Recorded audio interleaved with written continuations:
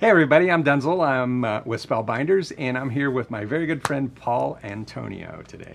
And we do have a little challenge here. Paul just mentioned we have a little challenge with Gavin and our heads, so a little glare on the cameras. I have a huge bit of glare there. So we've known each other for how long has it been now? Oh, I think about 7 years. 7 years? Yeah, probably 2017 or so. Yeah, it was a Creativation. Yeah, we met at a trade show, Yeah. and it was a blast. You were across the aisle from us, and I was like, Robin, who's this guy over here? And Robin's like, oh, I got to introduce you. I know him. He's a famous calligrapher, and so Robin took me over there, and we met, and been great friends ever since. Yeah. So Paul's here today to show us a little bit about BetterPress and everything that he's done with BetterPress. We did some stuff with Hot Foil. Yeah. Yeah. That's where yeah. we started out, right? That was great. Yeah, that was a lot of fun. And then we've evolved into BetterPress. Actually, Paul was a big inspiration in this. We were working on it, and he was pushing it through. You got to get this done. You got to get it done. So he helped drive us through this and get this done. And he's here today to show you a little bit about his plates and how he writes the different phrases and things, how he would do this, and then how we've empowered you to do this. And then he's going to do some embellishing, right? Yeah. Oh, good. Yeah. So I'm going to get out of the way, and he's the pro. He's going to take it from here. Tell us a little bit about yourself. Thank you so much, Denzel. So thank you very much. I'm really excited to be here.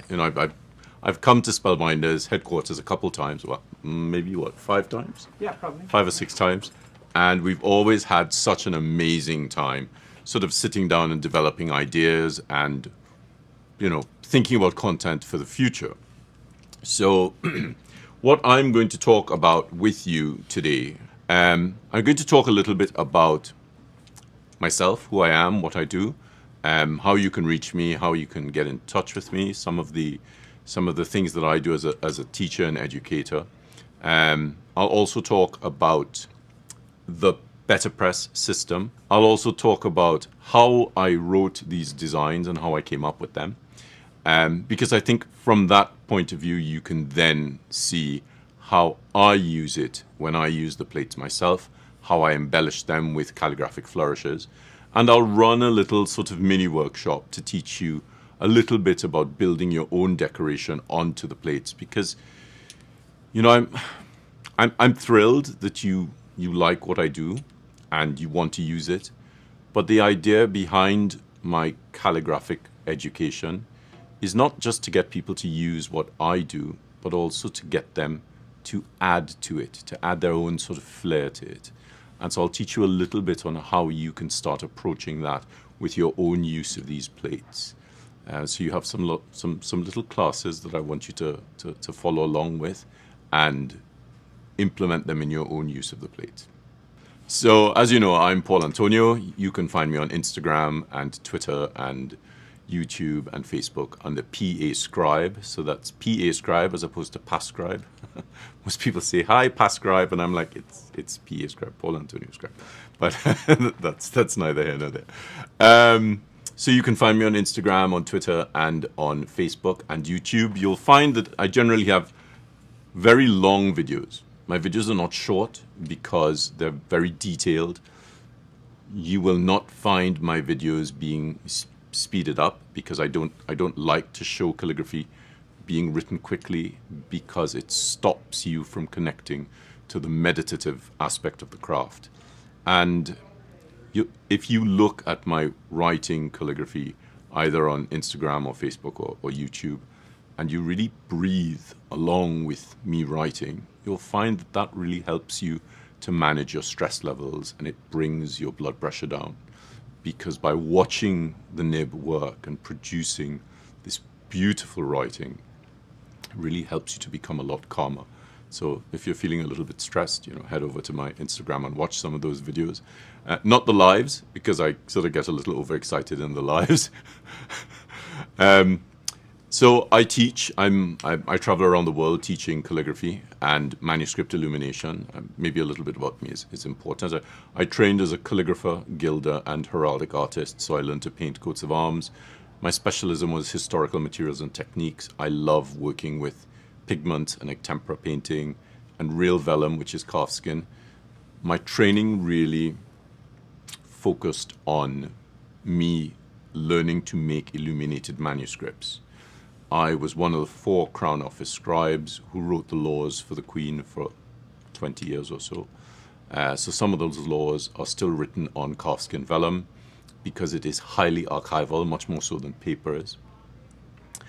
And that really reconnected me, it kept me connected with the practice that the monks did in, the 8th, 9th, 10th, 12th, 14th centuries, because I was using quills and pigments and vellum. And so my focus is how to get contemporary practitioners, not just of calligraphy, but of craft, to recognize and connect with our historical ancestors who did their own crafts. When I develop my products, when I develop things, it's really from that perspective. How do I get you to connect to your craft ancestry? I have a lot of online classes, so I do a lot of online teaching because it reaches people where a lot of people can't travel or they're housebound, and I found that's been very, very helpful, sort of connecting people with calligraphy. I have a very different approach to teaching calligraphy because I'm always trying to simplify the craft.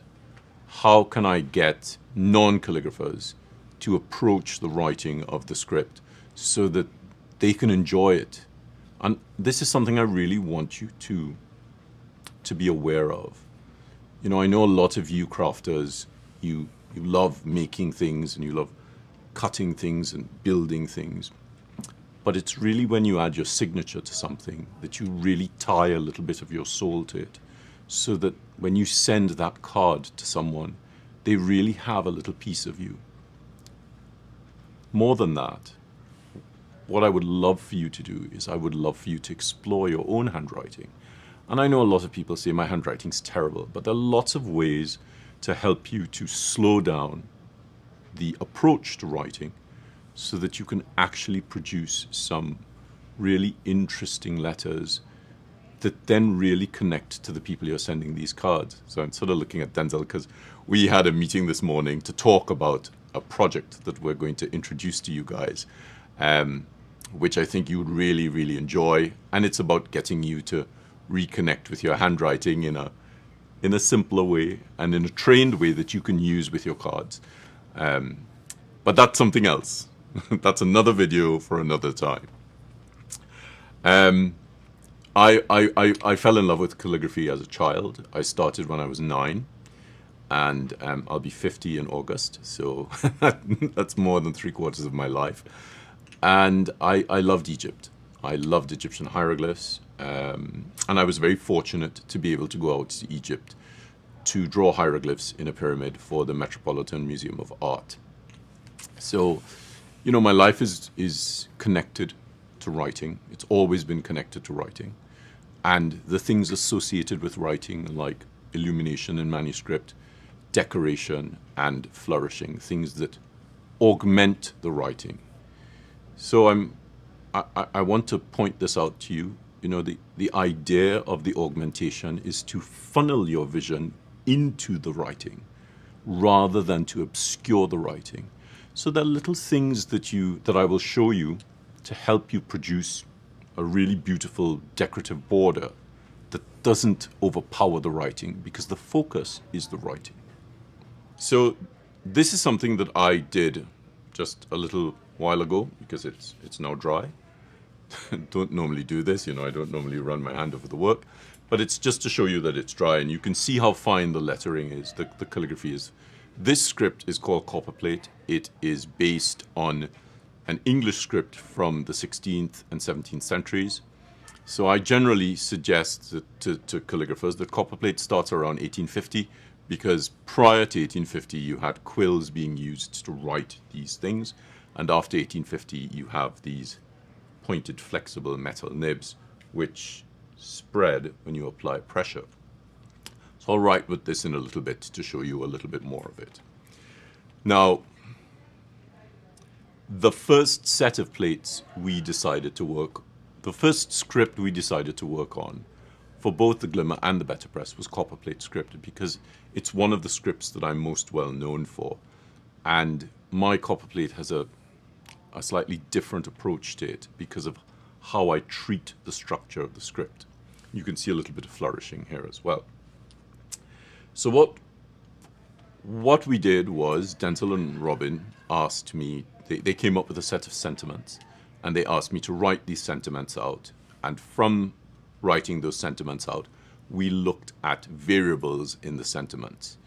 So I wrote out the sentiments maybe 3 or 4 times, different types of majuscules or capitals, and putting them together differently so that we had a really nice variety of letter forms for you to explore and play with. So once the sentiment was written, we then made a plate and packaged it. So I've taken one out. So there's the packaging, it's really nice and clean. And that's the plate sitting on a background, so you can really see what it looks like. So that's the plate, obviously in reverse, because you then ink it up, and when you print it, you'll print the opposite, so you end up with that. So let's look at the hello, because it's a really nice, simple design. So now I'm going to use one of my other products, which is the PA-Scribe lining template, just to rule up, because it makes life so much easier.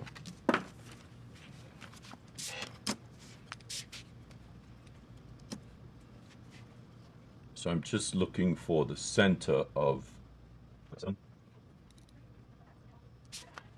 and I'm just going to get a center line and move. So the thing about calligraphy is this: you really want to work between the lines. Now, this is one of the most important things when it comes to evenness in your handwriting. Lots of people say, oh, my letters are all rough and they're all over the place. They're all over the place because you're only writing on the baseline. So you're sitting the letters on a line, but you're not touching the header line, which is called the X height, or the waist line. The X line or the waist line. So the script I'm writing, Copper Plate script, is written at 55 degrees. So I'm going to turn the template. I have a little mark here that says 55. I'm going to turn the template to 55 degrees.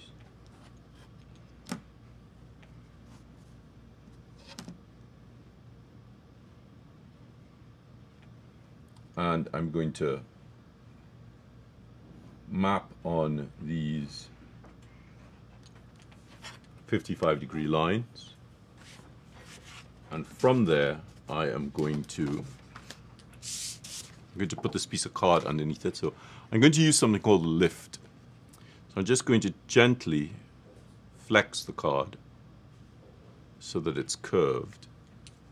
And so what that does is it raises the card a little bit so the paper comes up to meet the nib. And this assists with really light writing. So we're going to use the hello, which has magically disappeared. Oh, here it is. You know how paper tends to disappear. And so I'm putting the hello next to itself.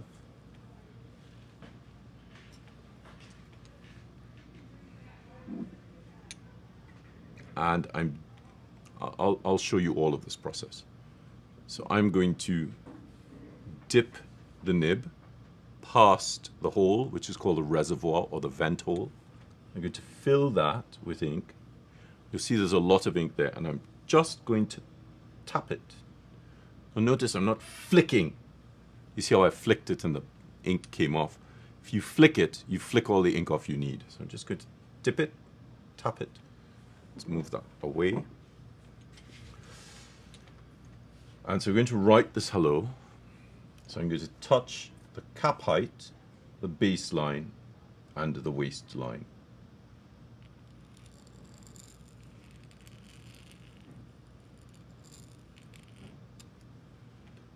Now, you have to keep dipping.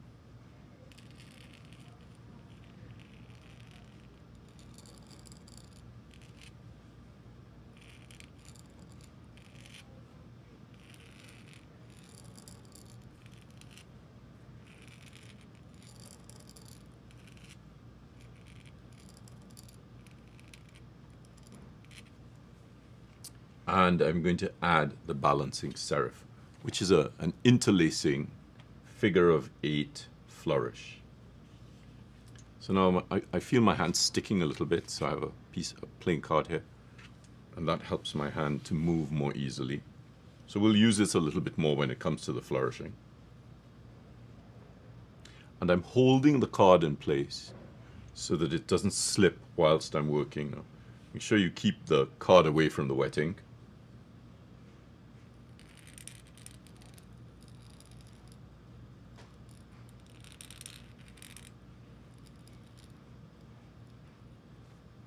And there is an approximation of just making sure that I get the ink off of the nib.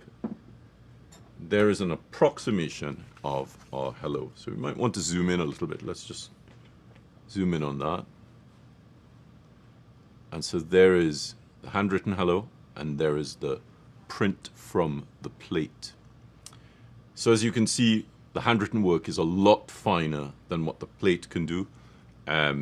You know, I'm using a nib called a Gillot 303, which is the finest type of pointed flexible metal nib you can get.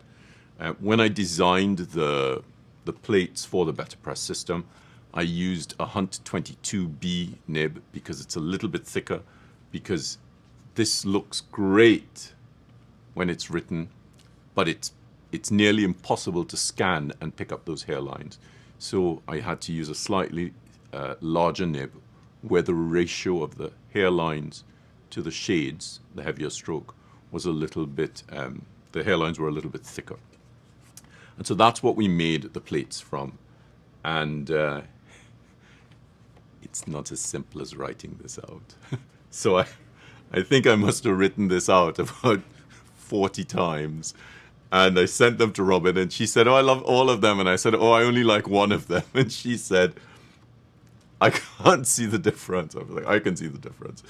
So we then tested different nib types. So I tried with the Gillot 303, the 404, the Hunt 22, the Hunt 101, the Principal, the EF, Harry Leonhardt EF Principal. I tried with all these different nibs at different X heights, the different heights of these letters, because the X will fit between here. And it took us a while to find an optimum size of writing versus an optimum size of hairline. So I know when you see these and you see me write, you think that this is quite fast. But taking this to turn it into this is, oh look, nice little mirror pattern. It takes a little bit of doing, and I'm really happy and thrilled with the work that the guys at Spellbinders have done, because they then had to go in and look at it and zoom in and really look at the integrity of the letters. So well done to the guys at Spellbinders for managing to keep the integrity of my script so accurately. So let's talk a little bit about paper. Now, calligraphy is quite tricky in and of itself. The writing can be a little bit difficult. But there are always three things that you must have, which is the interaction of the nib, the ink, and the paper. Now, of course, you might be using a brush pen, and you still need to understand how the brush pen works with the paper and how the ink in that brush pen will work on the paper. If the ink doesn't work well on the paper, it'll bleed. If the nib scores the paper too deeply, the ink will slip down the score and feather out. So understanding this interaction is critical. And one of the amazing things that they've done here at Spellbinders is the amount of testing that went into finding the right kind of paper to manage the BetterPress process. Because, of course, a lot of craft papers are generally not of a really high enough quality to write on. And this was one of the things that I was really adamant about. I was practically draconian about the fact that the paper had to be substantial enough for you to add flourishes on that paper once you'd use these plates that I designed. So they tested over 100 papers and they came up with this really wonderful paper. And it is the Spellbinders branded paper. It comes in 3 colors. It's a really lovely cardstock. It is, I have it written down here. It is 120 pounds, and that's about 200 GSM. So one of the things about paper is if you're going to use ink, you want to be able to do this to the paper. Do you hear that? So that's quite rigid. So this is, of course, they also have envelopes. The envelopes are thinner. So if it goes waka, waka, waka, waka, as opposed to wick, wick, wick, wick, you know the paper, the thicker paper is going to be substantial enough for you to use a nib with ink on. And this paper worked wonderfully for that. It also holds the ink for the BetterPress system really beautifully. So Spellbinders have their own range of this paper. So by all means, get the paper if you're getting the plates for the BetterPress process, because this is what is going to hold that ink wonderfully. And it's what's going to help you when it comes to embellishing on, especially if you're using my plates, if you're going to embellish my plates with some flourishing.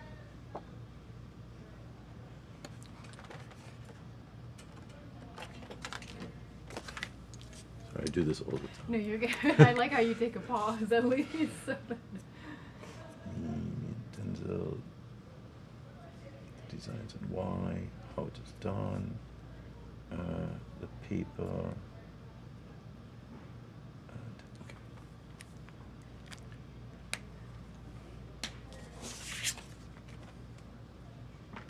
Denzel said, "Oh yeah, between 11 and 1 we'll be finished." And I read this and I thought,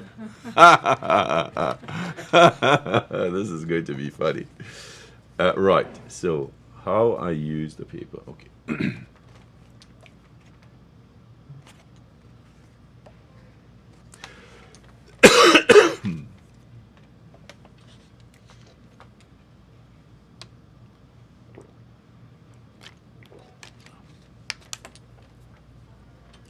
Right.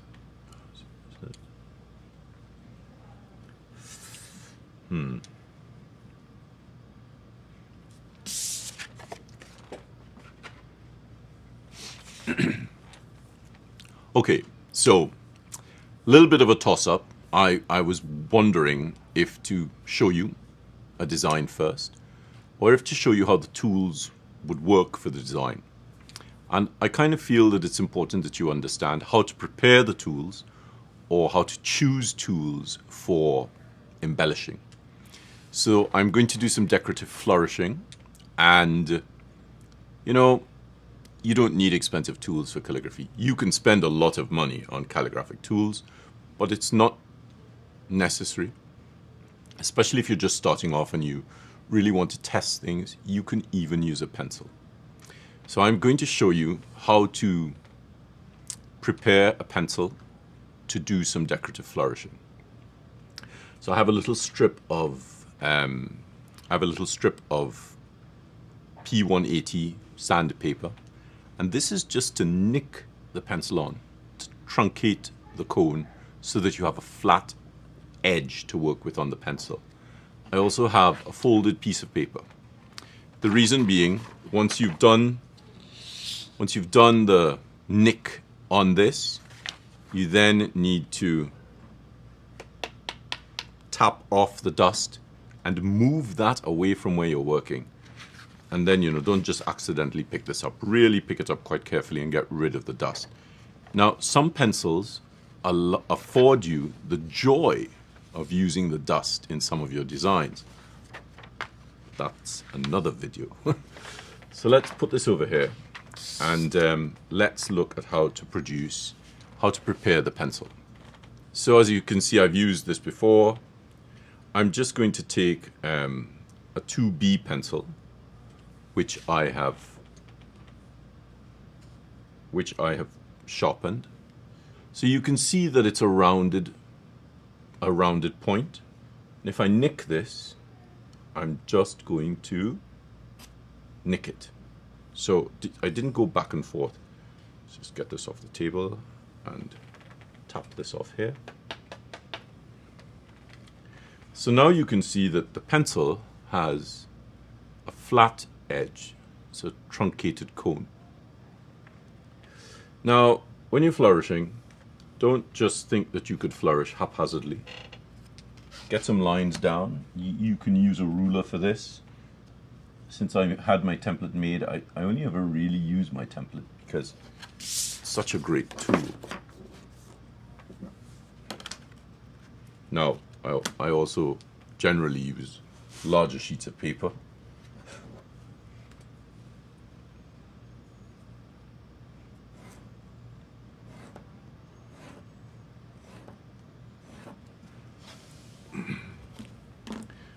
So now I need to look for the truncation. You see that flat bit there? So I'm going to rotate it around. And you can see that as I'm rotating it around, you lose the truncation. There's the truncation there. So if I put that on the page, I get a heavy line. So now I can not press, and then press, and then lean onto the truncation just a little bit, and apply a little bit of pressure, and that will give me a shape as though I'm writing with a nib.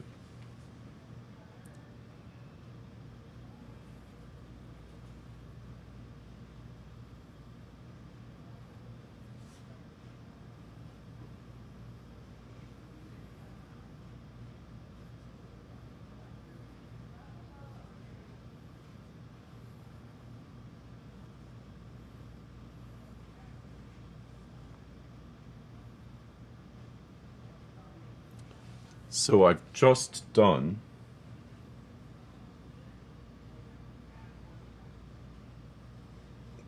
the same flourish as I wrote for the hello.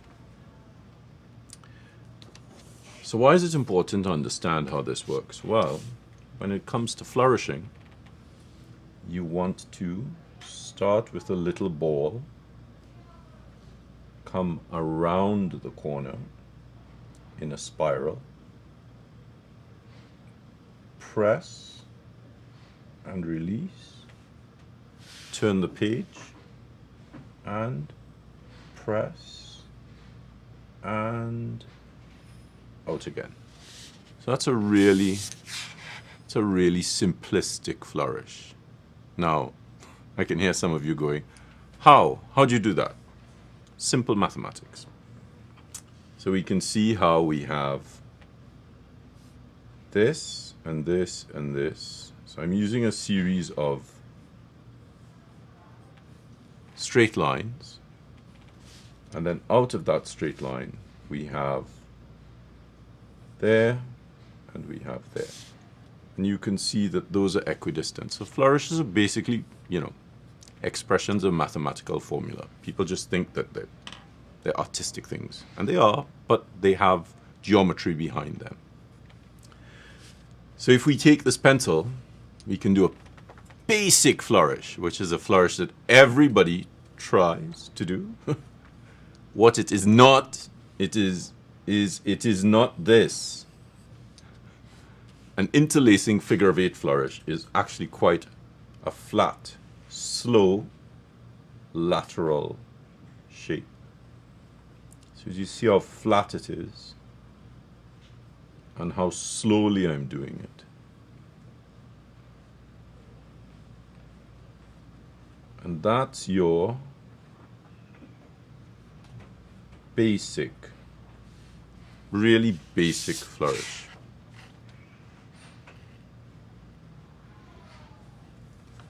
So now, that's with a 2B pencil. So let's look at some other tools. I'm just going to flip this over. So this is a Tombow Fudenosuke brush pen, which is one of the finer and sharper brush pens. And I'm going to do a line, and from that line, I'm going to do a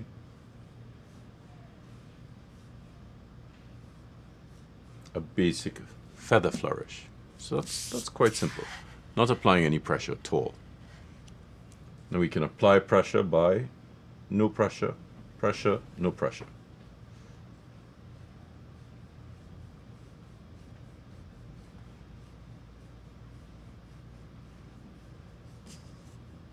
Notice how I'm turning the page as well.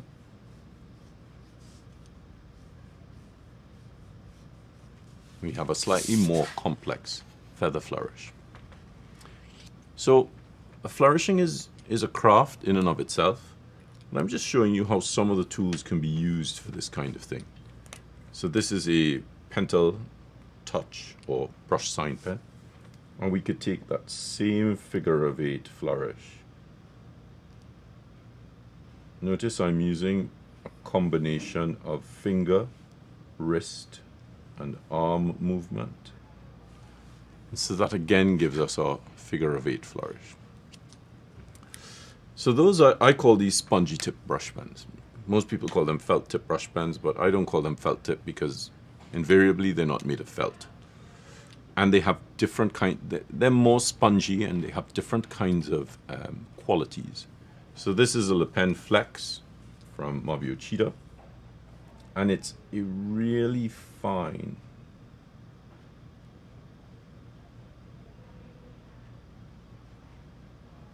delicate brush pen. Now we move from these to filamented brush pens. So I call these filamented. I don't call them brushes because I tend to reserve the use of the word real brush for actually real brushes like sable brushes for watercolor painting. So these are synthetic, they're man-made, and so these fibers I tend to refer to as filaments. So this is used slightly differently. I tend to use it slightly more upright, and they spread like the bristles or the hairs of a paintbrush, a real paintbrush. So that's a Zig tool, and then of course this is the Zig Cambio.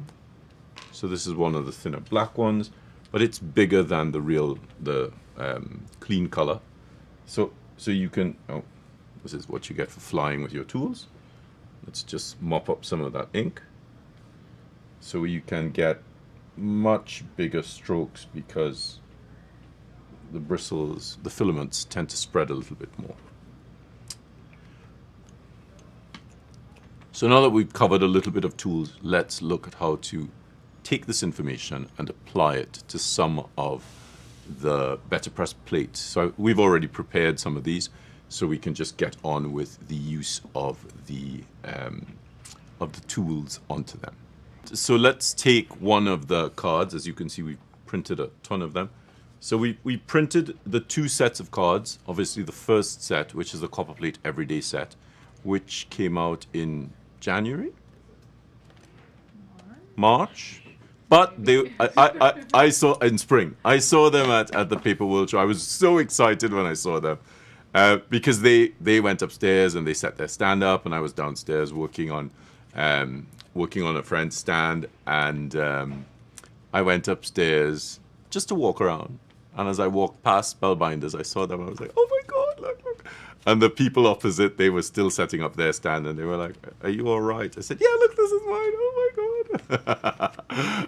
So that was quite funny. Anyway, let's get back to this. So I'm going to show you a couple methods that I use for embellishing my work. So of course I can write these, but sometimes it's a little bit of a nuisance having to write 100 of them. So I print them off, and because the card can handle ink, it really does help. So I'm going to use the lining template. Actually, I think what I'll do is I'll pin this in place for a little bit. So I'm going to pin it straight on.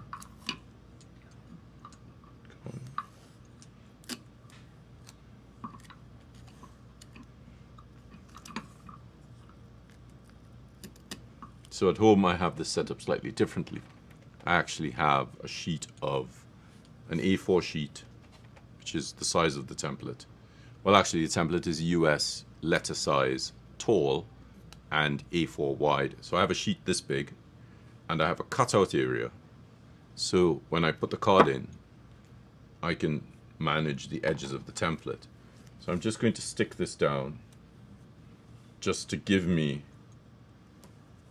so I can work with the lining template. And what I'm going to do is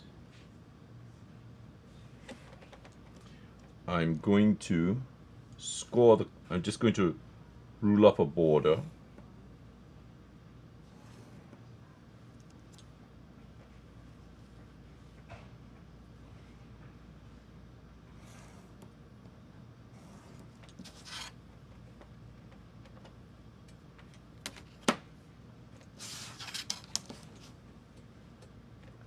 That's top and top.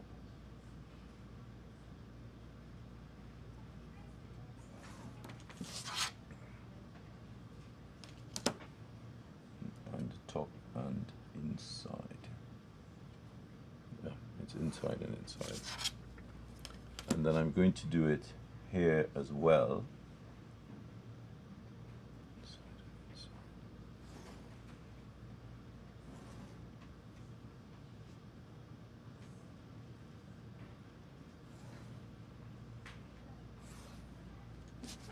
So what that's done is it's given me an internal border. I just need to extend this a little bit.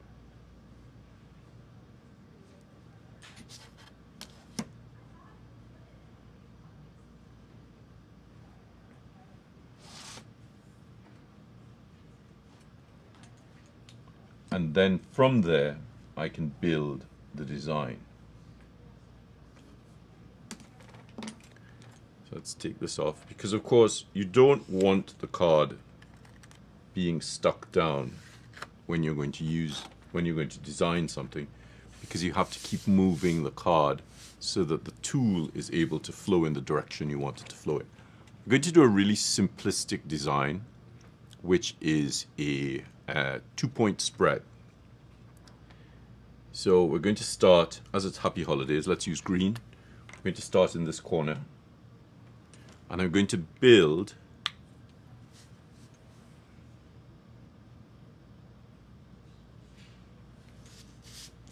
a flourished pattern.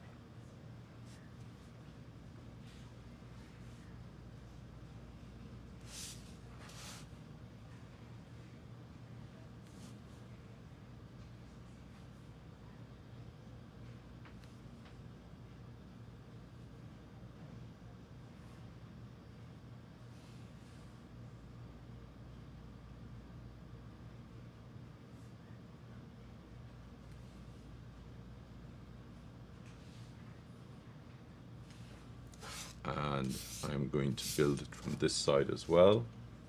So I might need another piece of card, just so I don't smudge it. Because you know, sometimes your hands get a little bit sweaty, and that can cause some of these kinds of tools, it can cause the ink to reactivate.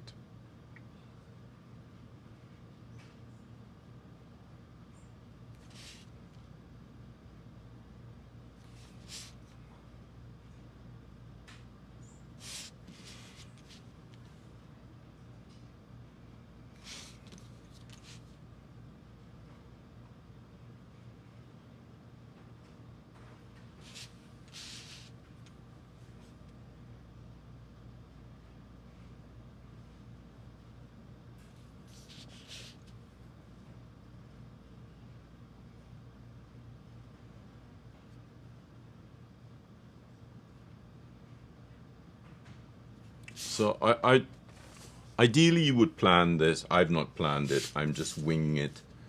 And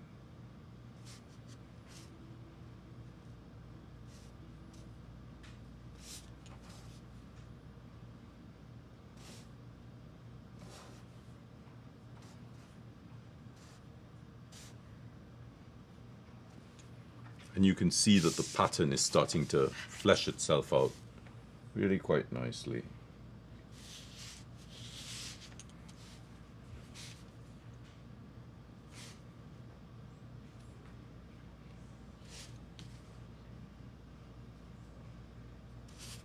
Now, I've also made this a little bit too close to the end.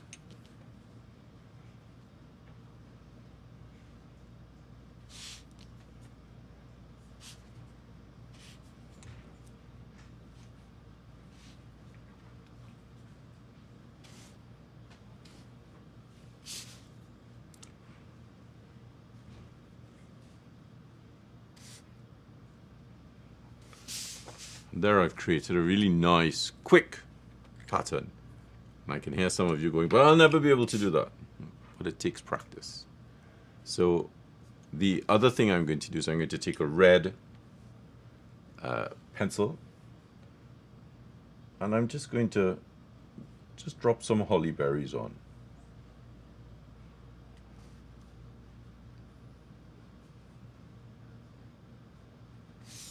And as you can see, I'm rotating the card.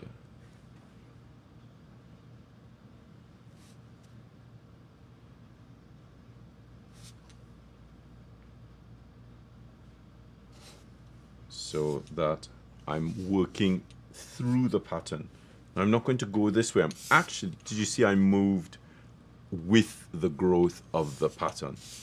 So instead of just trying to continue that way, I have to go back this way. Just going to add some flourishes there.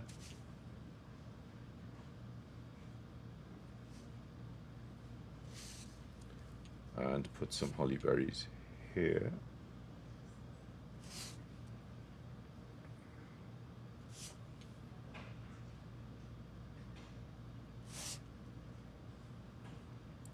And I'm not being particularly careful with where I'm putting the berries, but there is a pattern to this. So for instance, if I have a point, I start with 2, so they finish at 1. If I have a space, I start with 1 and they finish at 2. And there you can see that sort of turned into a Happy Holidays card. Now, let's talk about its spacing. I didn't do these. So I would have made this higher up so that you have the optical center rather than the mechanical center. Because when you look at this visually, if you're starting to add a border, you're really going to want this to be a little bit higher. If I was printing this myself to do this as a card for a friend, I would not even use the optical center. I would actually put it all the way up here, because I never write my friends' names on the inside of the card. I write it on the outside of the card. Because you could go to a store and you can buy a card that says Happy Holidays, and then you write the name on the inside. But imagine writing Happy Holidays Denzel on the front. That card is going to mean so much more to someone. And I know I can hear you saying, oh, my handwriting's terrible. Oh, what am I going to do? You know what? I get that your handwriting might be bad. But all you have to do is slow down the script. As soon as you slow down the writing, you'll find that you're able to form those letters a little bit better. Touch the baseline, touch the cap height, and the letters will really work. So let's say I was going to write Denzel there. I'm doing an outline with a stroke.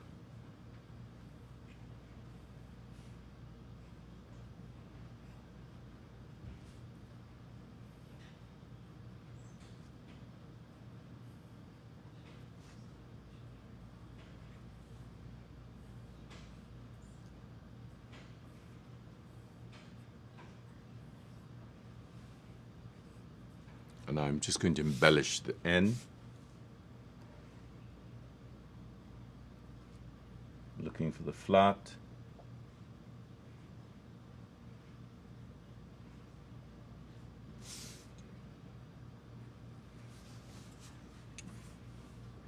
Now, if you have made it a little bit lower, you can go in and use this. Can go in and you can add flourishes off the top.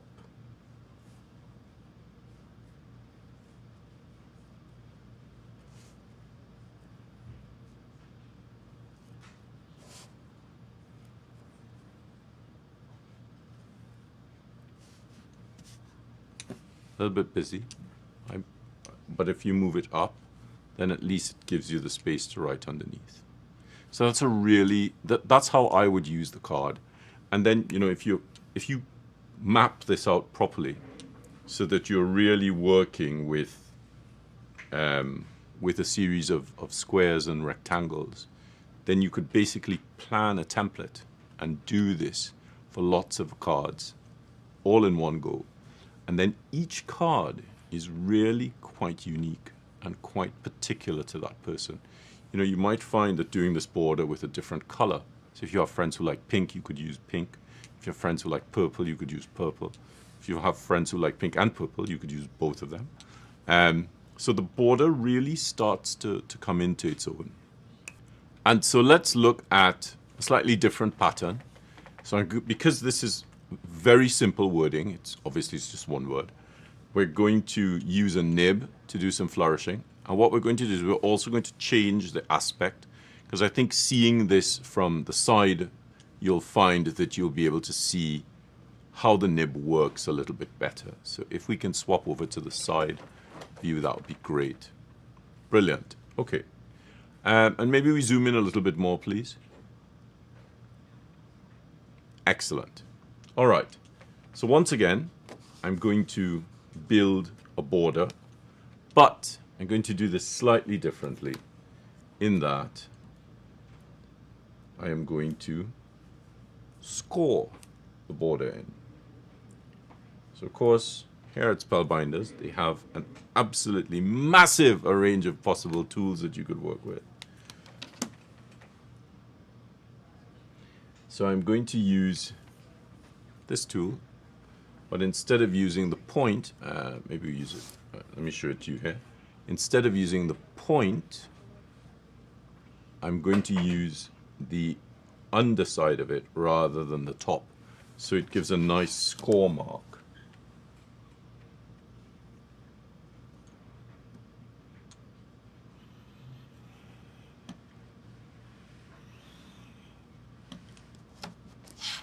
And I don't know if you can, I'll show you this in a little bit. Let me just score these in first.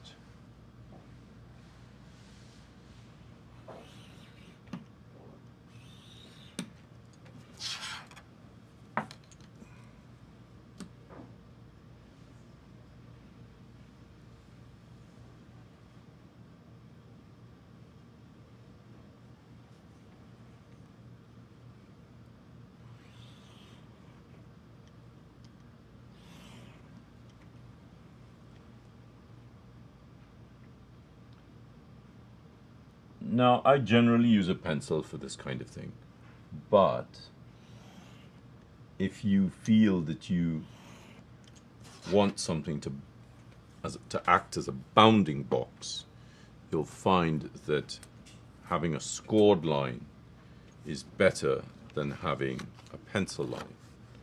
So you can just, where is it? Ah, there we go. You can just see the score there. There it is. So you can see the scored line there. So it's quite light. And then what I'm going to do is I am going to map out. Is this 5x7? So I'm just going to put a dot where the center is. And I'm going to use some decorative flourishing with a nib. So let's curve the card. So I'm flexing it a little bit, top and bottom. So what that does is it gives a little bit of lift to the card. So when I'm flourishing, I'm able to play a little bit with the rise and fall of the card. So let's use a slightly bigger nib. Now, you can use different types of inks for this.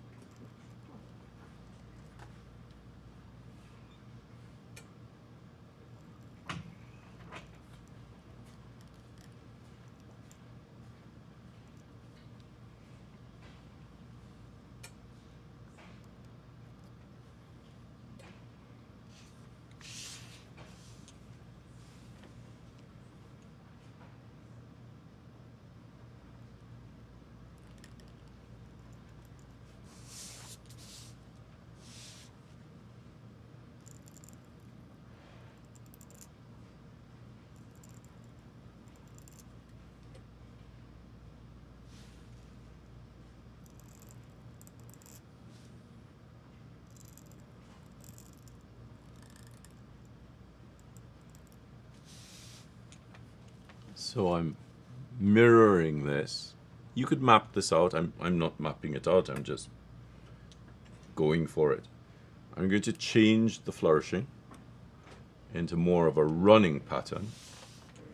So notice how I'm turning the card so that I can get the best out of the direction the nib needs to spread.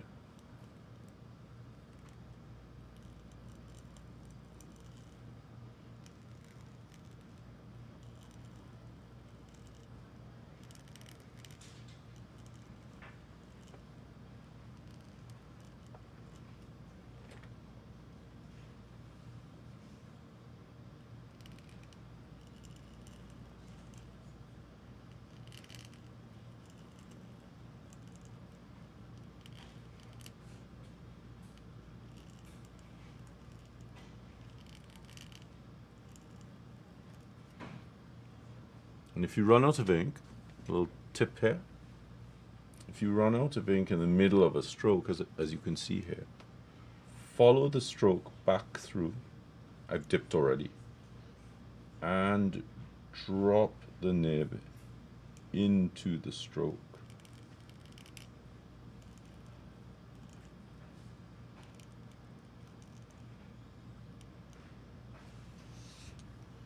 And I'm going to fill some of that space.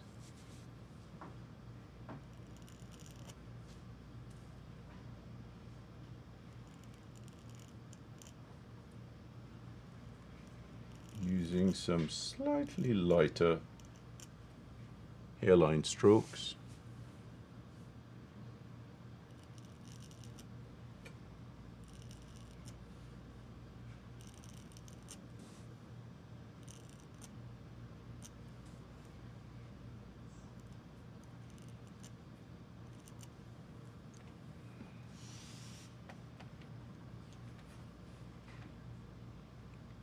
So on the other side, I'm going to do a much finer flourish. So I need a little bit of a lift here. So I'm going to grab one of the other cards and put it underneath it so it raises the paper a little bit.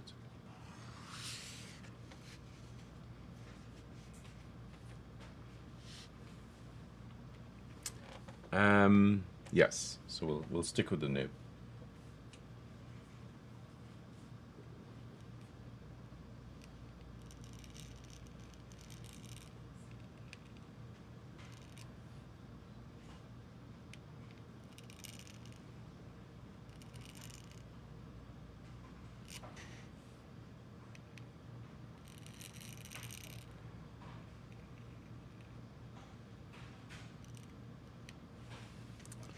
So I'm going to add some acanthus leaves to this pattern.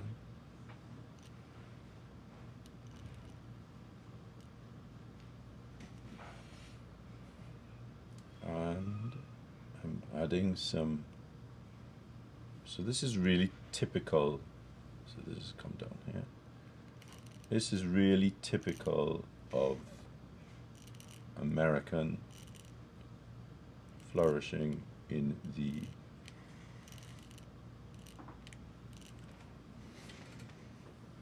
the late sort of 1800s. And I'm just going to hatch this in.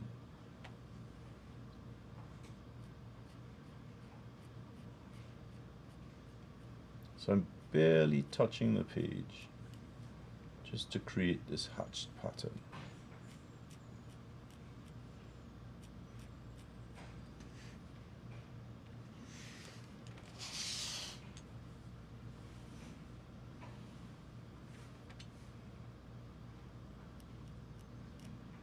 And the hatching is only happening on the right side of the line.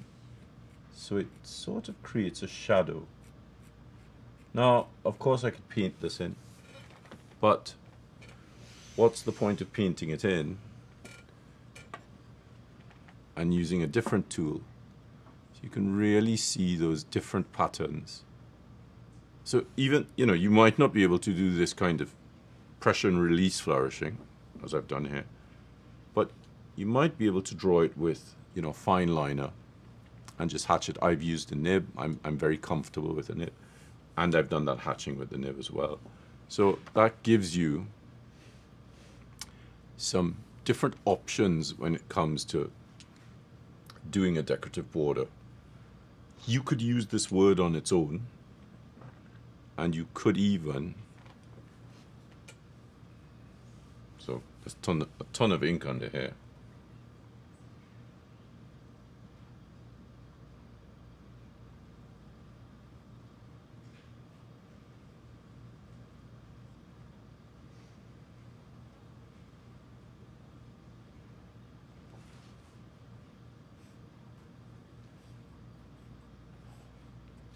So I'm using an extended Palmer script, which is an American script, which is the basis for American handwriting.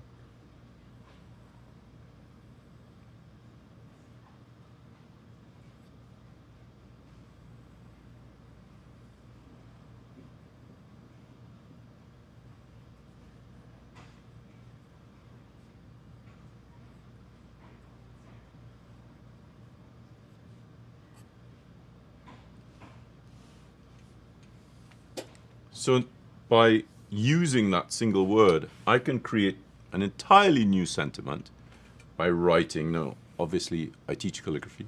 I know what I'm doing. But you don't have to use copperplate script. You could use your own handwriting here by just doing a larger I, outlining it. As you can see, the ink is wet at the bottom and I'm running into it. And you could even create a double line with some little hearts. So you could put that could be here, I believe in, for your normal handwriting, and then follow the same pattern for you. There's a ton of possibility. You just need to trust in yourself. Trust that you can use your writing to augment my writing.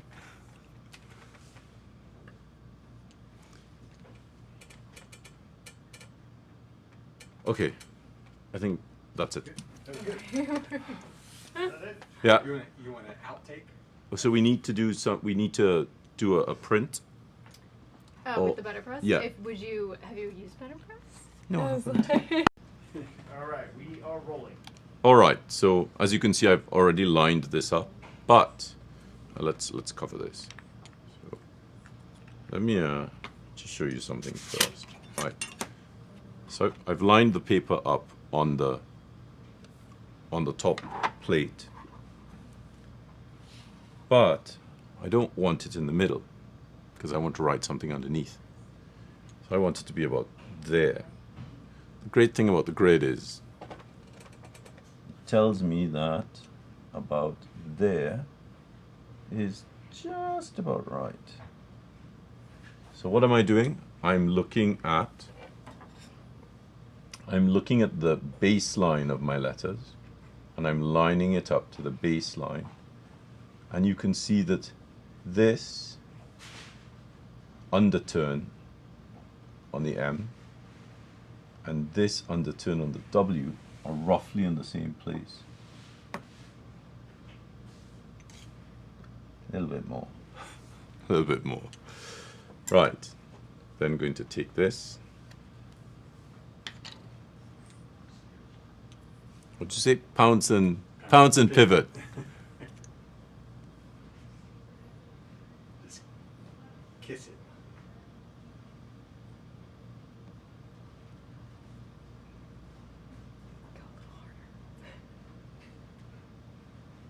So what I'm looking for is I'm looking at the hairlines to see how much ink is on the hairlines.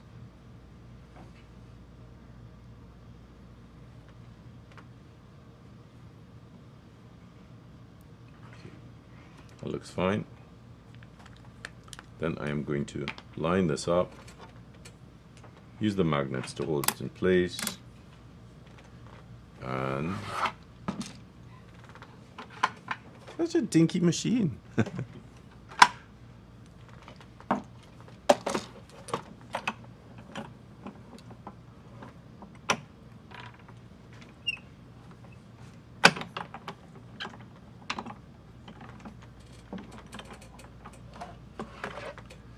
Right, let's set this aside. You can go here.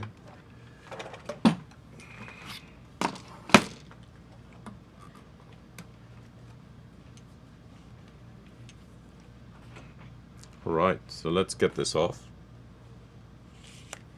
Now, it's not solid.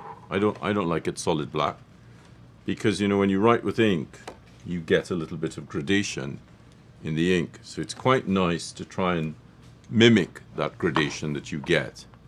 Let's just put this back together. Let's get this out of the way. Prepare the card by creating a little bit of a lift, and I am actually going to rule some lines here.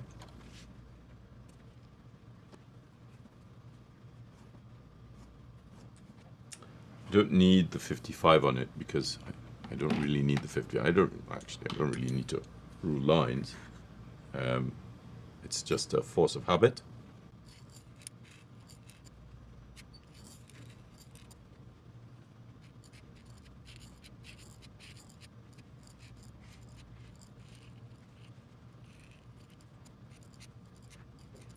Now, even though I did an X height higher up, I recognized already by doing the P that I wouldn't be able to fit that.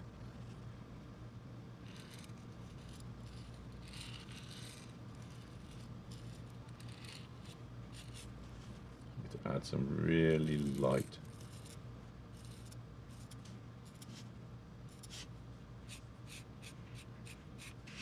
flourishes and some acanthus with some hatching.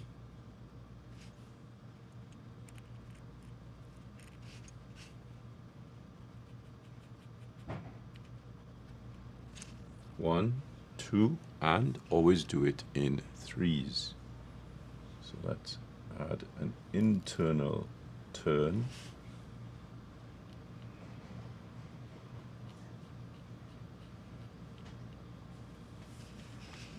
There you go. So if we swap back to the overhead, and let's zoom in just a little bit.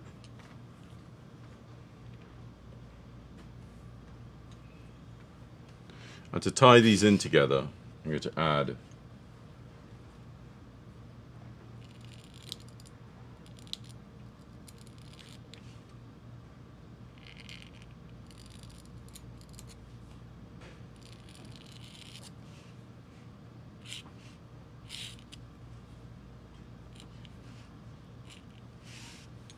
just that little bit onto the flourish. So, Warmishes Spellbinders. So, thank you very much for putting up with the amount of time that I've just devoured of yours.